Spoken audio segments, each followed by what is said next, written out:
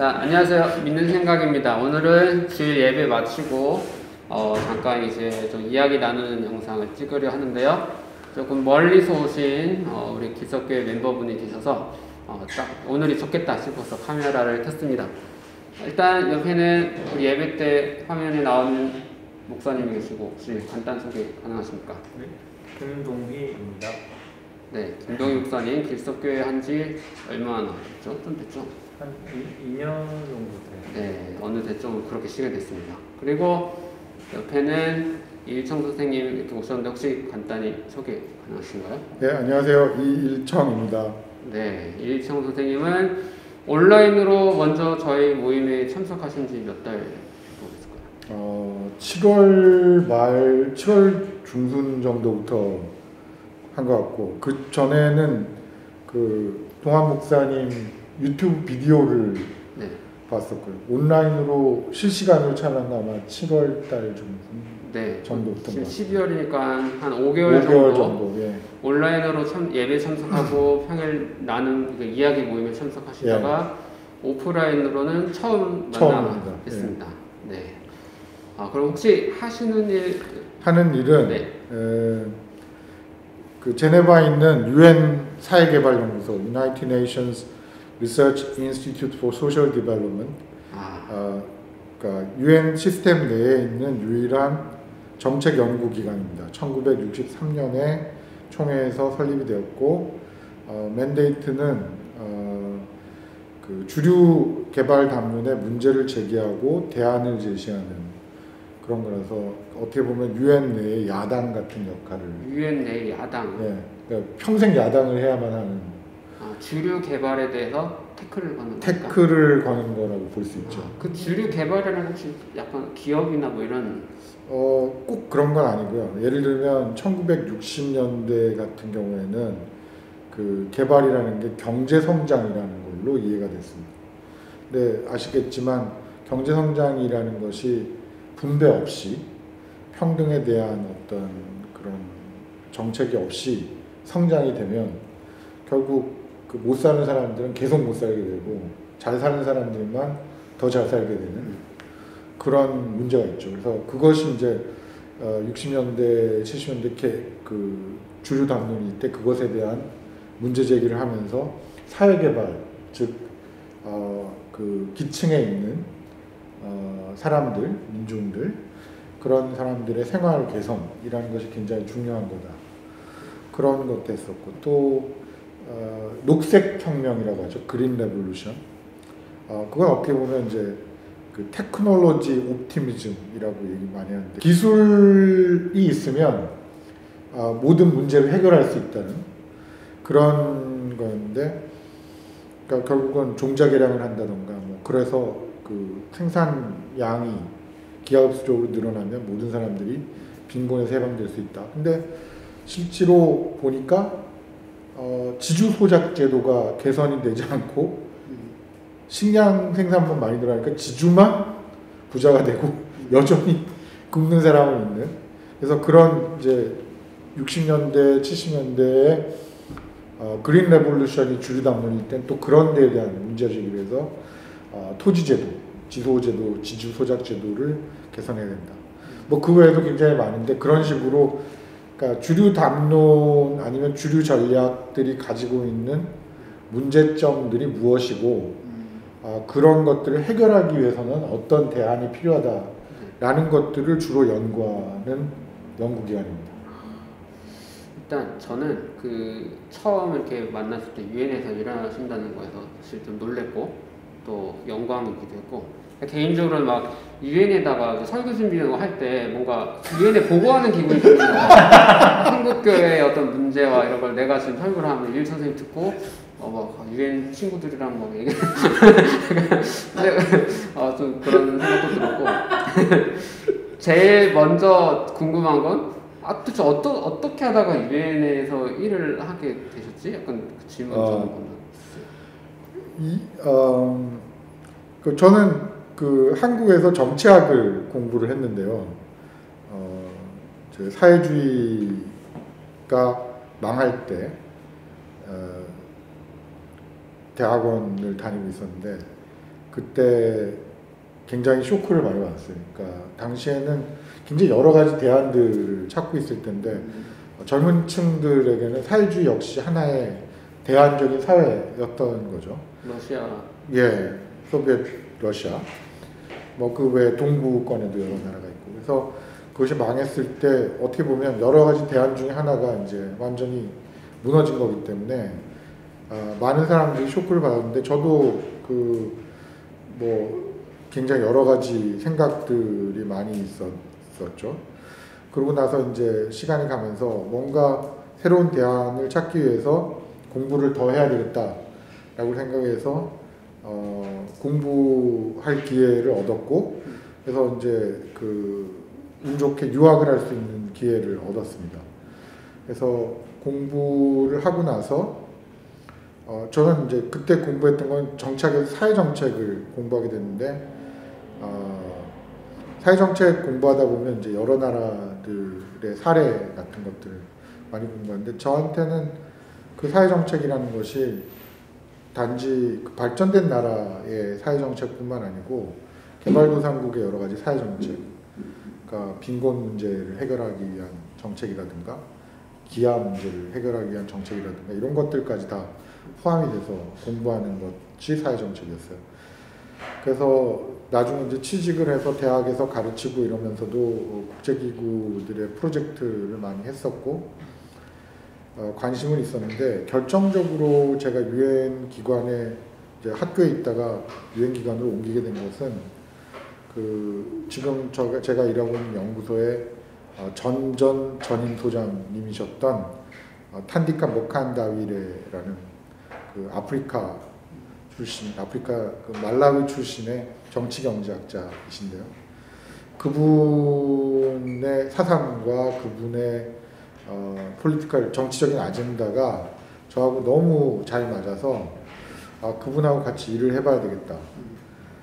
그렇게 생각을 하고 있는 차에 마침 이제 그분이 같이 일해보지 않겠냐 그러고서 이제 자리가 새로 하나 만들어서 그래서 이제 응모를 하게 됐고 또 운 좋게 거기 합격을 하게 돼서 일을 하게 됐습니다. 결국은 유엔에서 일을 하게 된 것은 어떻게 보면 사람 때문에 하게 된 것 같아요. 지금 몇 년 정도? 2008년 10월에 조인을 했으니까 지금 13년 된 거군요.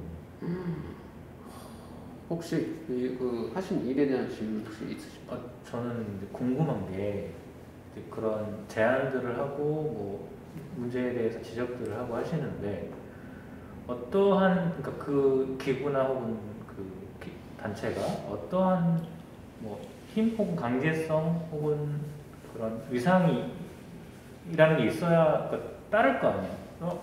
그거 하라고 제안했는데 나 안 해, 하기 싫어. 잃어버리면 이제 무시하게 되면 안 돼. 아무 의미가 없는 거잖아요. 그러니까 어떤 식으로 권장을 할 수 있는지 아니면 강제를 할 수 있는지. 강제할 수 있는 건 없고요. 유엔은 기본적으로 강제할 수 있는 메커니즘이 몇 개 안 되고요. 예.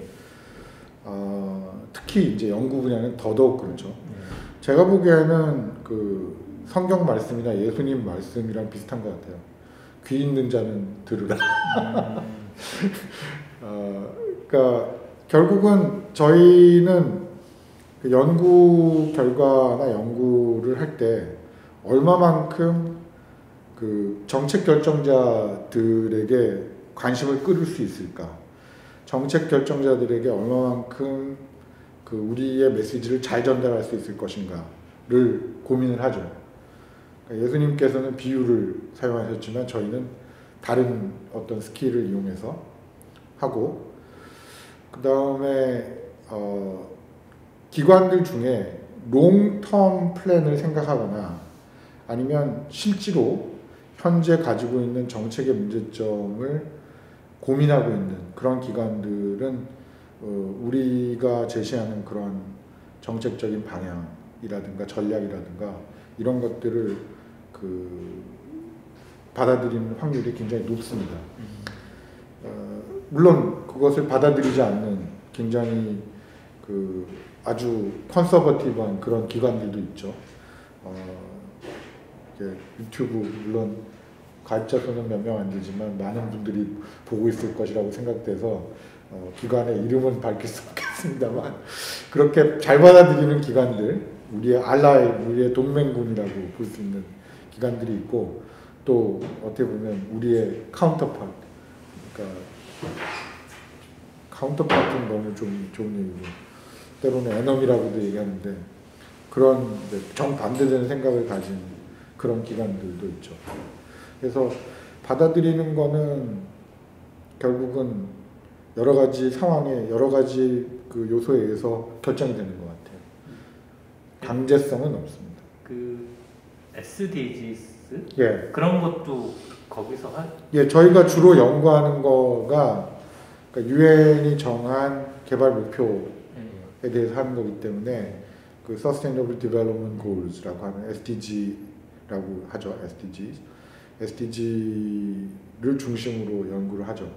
근데 이제 SDG라는 건 고울이고 그 고울을 어떤 식으로 그 성취할 것이냐.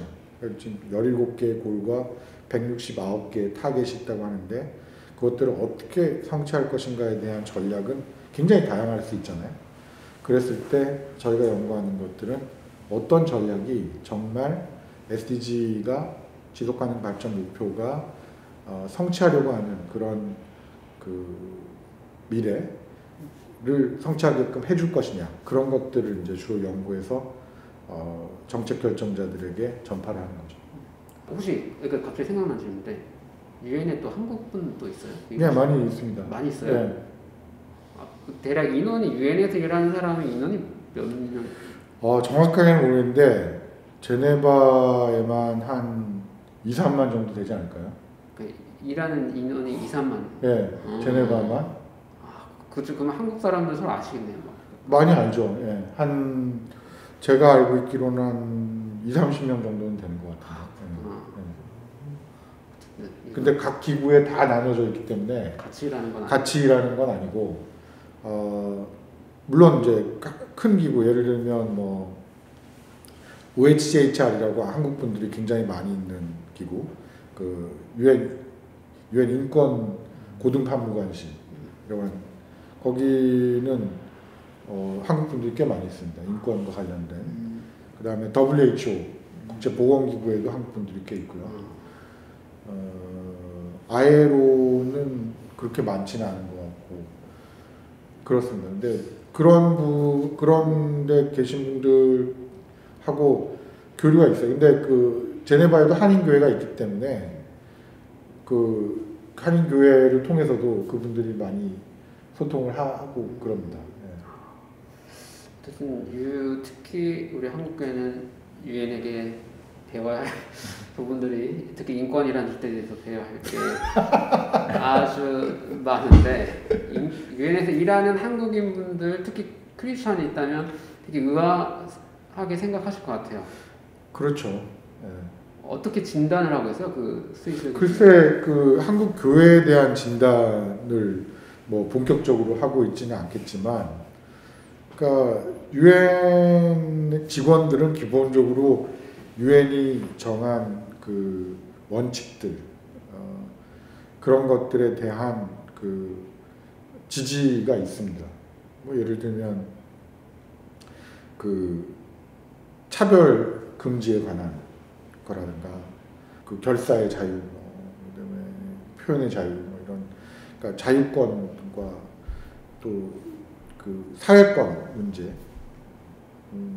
그런 것들에 대한 그 지지가 있는데 한국 교회에서 그런 인권에 대해서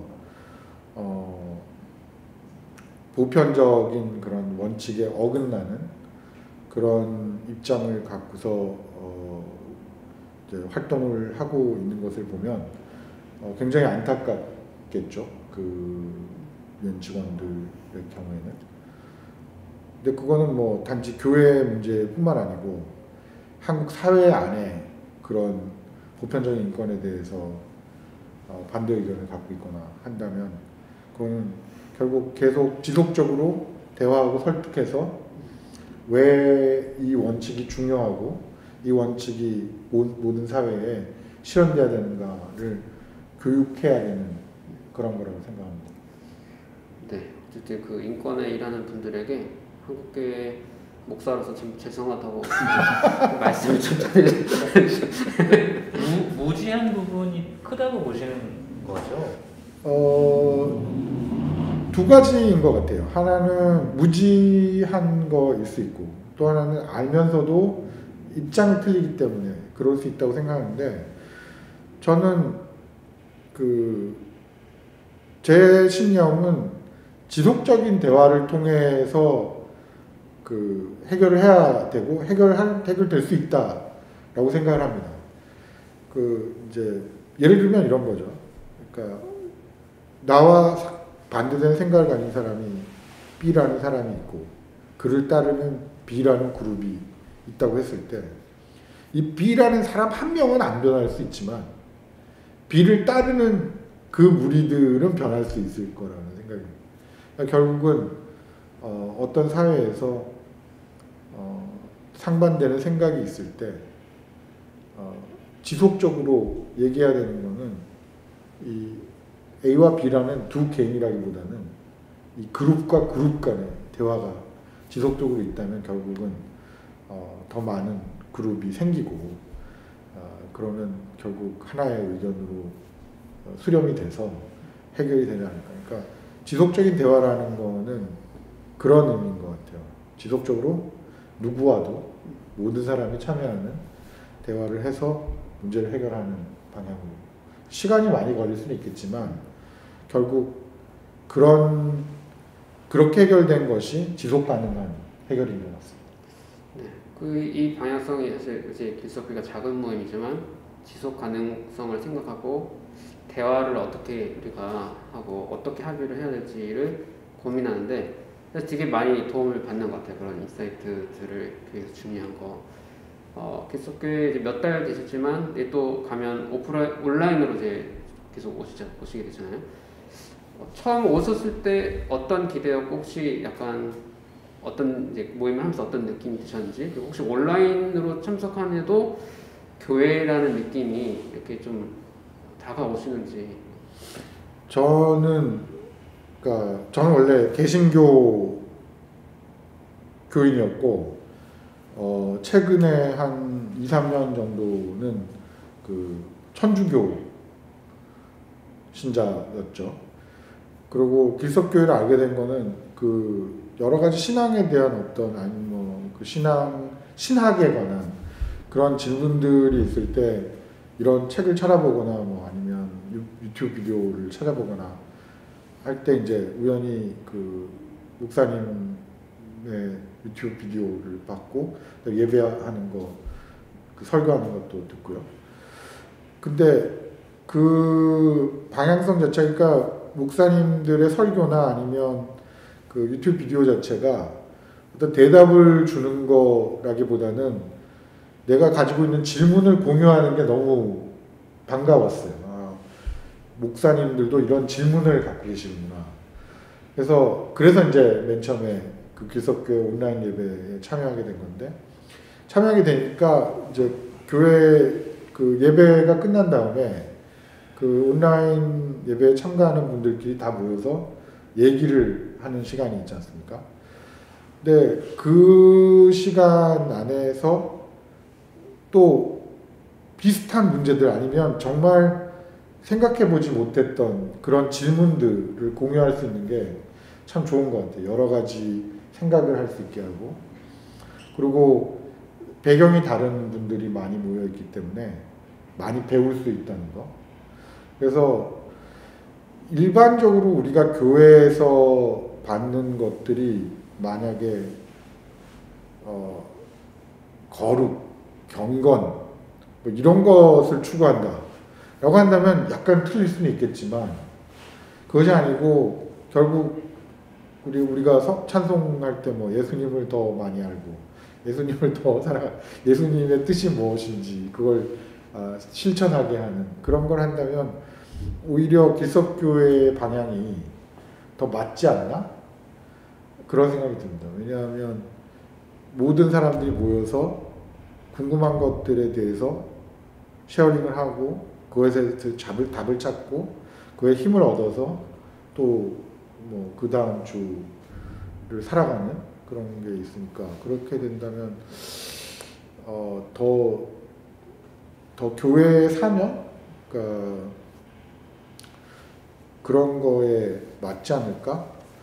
그 에클레시아에 더 맞지 않을까? 뭐 그런 생각이 듭니다. 일단 뭐 일청 선생님이 이제 사실 세계적인 어떤 기관에서 뭔가 일을 하고 있고 솔직히 세계적인 기관은 아니고 유나이티드 네이션즈라는 이름이 들어간 대학에서 가르친 정치학을 가르치죠. 정책학을 가르치죠. 정책학. 그러니까 사실 이제 지식적인 면에서 이런 면에서 제가 막 이런 분에게 설교를 할 자격이 있다거나 그렇게 생각하진 않거든요. 다만 그냥 저는 이쪽 공부를 조금 했고 생각해볼 방향이 이제 옵션들이 몇 가지가 있는데 이걸 꺼내보는 거고 저도 이제 같이 얘기를 들어보면서 배우고 또 다른 사람도 배우고 그러니까 교회가 이제 이런 방향성으로 만들어보자. 운영 방식도 저도 사실 큰 조직교회에서의 일원으로 그냥 거의 하라는 대로 해왔지 모임을 운영 방식을 제가 만들어 본 적은 없기 때문에 그것도 사실 몰라요. 아무 신학 공부를 한다고 막 모임 운영하는 방식을 아는 건 아니어서 그래서 이것도 나는 모르니까 직업생활 하는 사람이나 아니면 이런 거에 좀 더 전문적인 사람들의 이야기를 들으면서 일단 만들어 보자. 나는 일단 모르고 이 공간이 있으니까 같이 이제 의견을 모아보자 라는 생각을 하게 되는 것 같아요. 그냥 제가 알던 사람만 모았을 때 그러지만 특히 원래 코로나로 유튜브를 통해서 오는 분들 보면은 다 그런 고민들을 이미 해오던 분들이기 때문에 그러니까 정해진 답이 있는 건 아닌데 어쨌든 의견을 모으면 조금 더 나은 걸 생각해 볼 수는 있겠다. 약간 그 정도. 그렇죠? 하지만 이것도 좀 누군가는 불안해할 수 있을 것 같아요. 뭔가 정확한 솔루션, 교회는 이렇게 운영해야 돼. 성경은 이렇게 해석해야 돼. 이런 거를 원하는 분들은 약간 답답할 수 있을 것 같거든요.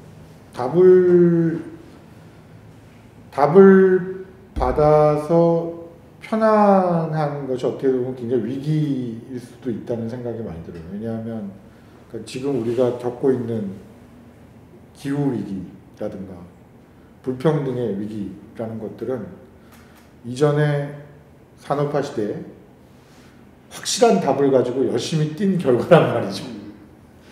그러니까 확실한 답을 받았다라고 한다면 그것에 대해서 질문하고 의심하고 검증해보고 이래야 되는데 그렇지 않고 그것에 안주하게 되면 큰 위기가 닥칠 수도 있다라는 그런 본보기가 아닌가. 근데 이게 사람 사는 거와 관련해서 이런 문제가 있다면 그러니까 신앙이라든가 그런 문제는 더 큰 것일 수 있겠죠. 왜냐하면 이건 무슨 과학적인 근거가 있는 것도 아니고 오직 개인과 신과의 관계와 관련된 것일 텐데 그것에 대해서 누군가가 이것이 확실한 답이다 라고 얘기를 했을 경우 그리고 그것을 맹목적으로 따랐을 경우에 얼마나 큰 문제가 생길까는 역사적으로도 많이 알 수 있고 또 다른 신앙적인 것 이외의 경험으로도 많이 알 수 있을 것 같아요.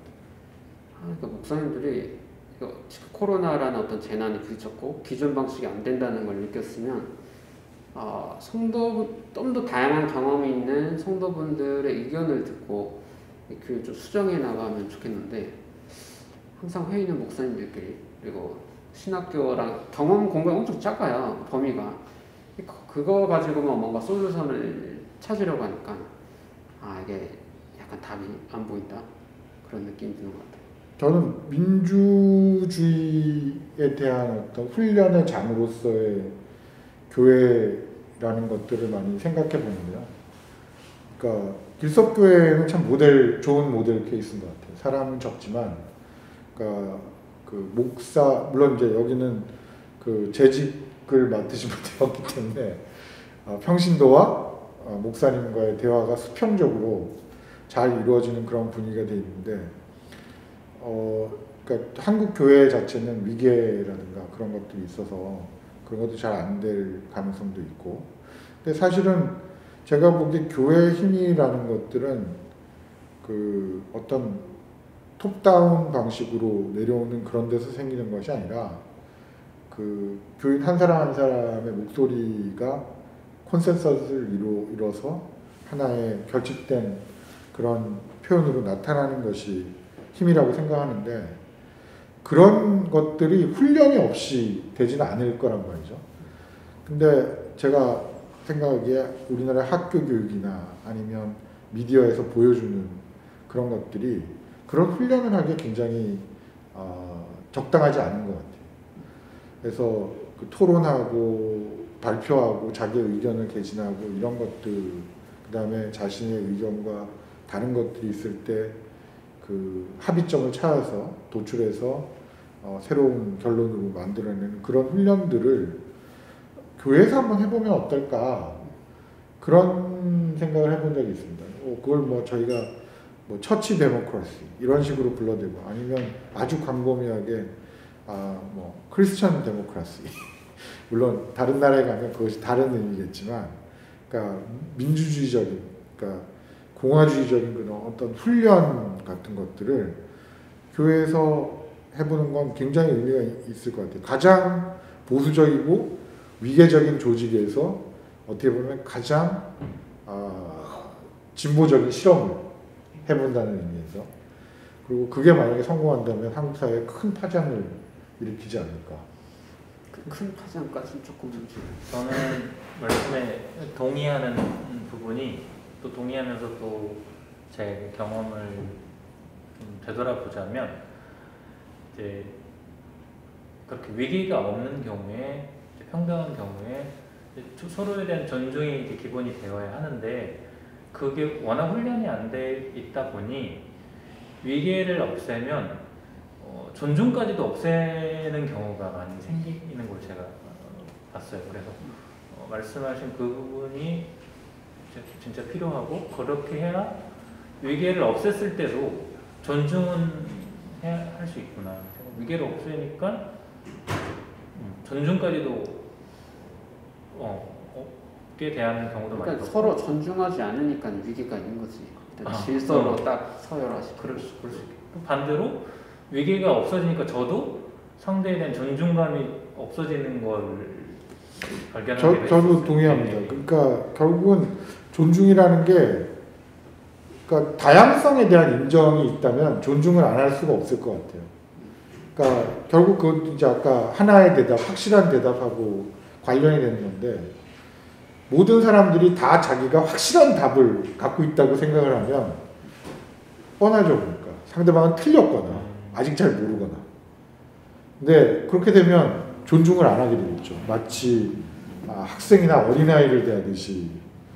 근데 만약에 세상의 답이 여러 가지일 수 있고 다양하다. 그리고 우리의 과제는 확실한 하나의 답을 찾아내는, 발견하는 것이 아니라 여러 가지 있는 선택지 중에서 대화를 통해서 하나의 답을 골라내는 거다라고 생각을 하면 결국은 상대방의 의견을 더 열심히 들어야 될 것이고, 또 상대방의 의견과 자기의 의견을 조율해서 그러니까 하나의 답을 골라내는 작업에 더 신경을 쓸 것이고, 그렇게 된다면 결국 상대방이 무엇을 얘기하는지, 어떤 생각을 갖고 있는지를 잘 듣기 위해서라도 존경하지 않을 수가 없을 것 같아요. 근데 만약에 내가 갖고 있는 답이 정확한 답이다라는 생각을 갖고 있다면 결코 상대방을 존중하지 못하겠죠. 일단 우리는 목사로서 정확한 해석을 못한다. 성경을 정확히 일단 모른다는 거를 확실하게 이제 공유를 해야 이제 좀 더 우리 편하게 다양한 생각들을 나눌 수 있을 것 같아요. 제가 근데 다른 목사님도 잘 모르는데 이렇게 확실한 똑같은데 나랑. 근데 확실하게 틀린 거는 찾아낼 수 있을 때가 많은 것 같아요. 확실하게 틀린 거. 네. 사기치는 거지 약간. 뭐 사람을 혐오한다든지 죽게 만든다든지 불행하게 만드는 것들이라든지. 저는 그것도 그러니까 역사적으로 보면 그러니까 확실하게 틀렸다라는 걸 이제 알 수 있고, 그런데 동시대에 만약에 우리가 경험해보지 못한 그런 이슈에 대해서 과연 우리가 이건 확실하게 틀렸다라고 얘기할 수 있을 것인지, 그거에 대해서는 조금 의심이 있어요. 그러니까 확실하게 다르다 는 건 알 수 있죠. 근데 확실하게 틀렸다라는 거는 다시 한번 생각해 보는 게 좋을 것 같아요. 왜냐하면 우리가 지금 생각했을 때 우리가 따르고 있는 가치라든가 배류라는 것들이 예전에 뭐 중세에 확실하게 틀렸다라고 지적되어서 많은 고난을 당하던 것들도 많이 있지 않습니까? 그러니까 어떤 사회에서건 확실하게 틀렸다라고 해서 그것들을 배척하게 되는 그런 식으로 움직이는 거는 굉장히 좀 위험할 수 있다. 그러니까 확실하게 틀렸지만 여전히 우리 사회 안에 있는 거고, 그러니까 어떻게 보면 그러니까 아주 극단적으로 모두가 우리가 사석에서는 그건 완전히 틀렸지라고 얘기하는 것이 있을 수 있죠. 뭐 유럽에서 네오나치라든가 완전히 틀린 거죠. 그렇지만 그것들을 폭력적으로 만약에 없애려고 한다든가, 그거는 그건 맞지 않는 것도 원칙. 왜냐하면 그와 비슷하게 앞으로 100년 후에는 하나의 가치로 인정될 수 있는 것이 단지 우리에게 확실하게 틀렸다고 보이기 때문에 네오나치처럼 사회에서 추방이 되어버린다면 앞으로 우리 사회에 도움이 되지 못할 거기 때문에, 그래서 저는 물론 이제 우리 모두가 이건 틀렸다라는 걸 알지만 이게 확실하게 틀렸다라는 거에 폭력적으로 배척을 하는 게 끼어들면 이게 좀 어렵지 않을까 그런 생각이 들긴 합니다. 그런 표현을 조심하면서 조심할 필요가 있겠네요. 어쨌든 꽤 생각보다 긴 시간 이렇게 얘기를 해주셨는데 어쨌든 요 이야기들 좀 우리가 같이 공유하면서 내년에는 한국에 또 코로나 상황이 어떻게 되느냐에 따라서 틀릴 것 같아요. 1년에 한 번 정도는 회의가 있거나 그래서 오는데, 하여튼 뭐 비석교회는 온라인으로 제가 참여를 하니까. 그러니까 온라인 교회 하는 것에서도 일청 선생님이나 아닌 다른 몇 분들이 더 계셔서 우리가 회의를 하면서 온라인 오프라인 교회를 만들자 한 거고, 내년에도 코로나 상황이 조금 좋아지든 아니든 이걸 어떻게 같이 균형 잡힌 교회로 온라인과 오프라인을 동시에 존중하는 모임을 만들까도 사실 아무도 안 해본 거죠, 교회 세계에서는. 그래서 저도 방법을 모르기 때문에 항상 회의를 하면서 같이 여러 가지 테스트를 해보면서 만들어 나갔으면 좋겠습니다. 네, 오늘 이렇게 만나서 너무 감사드리고. 저도 너무 반갑습니다. 좋은 이야기도 감사드립니다. 연예인들을 보는 듯한. 네, 저희가 연예인을 보는 거죠. 화면에서 보기 때문에 네. 연예인을 보는 듯한. 네, 일단 오늘은 이렇게 마치도록 하겠습니다. 영상은. 네, 감사합니다. 감사합니다. 34분이야? 이거 잘라도 30분은 될 수 있어.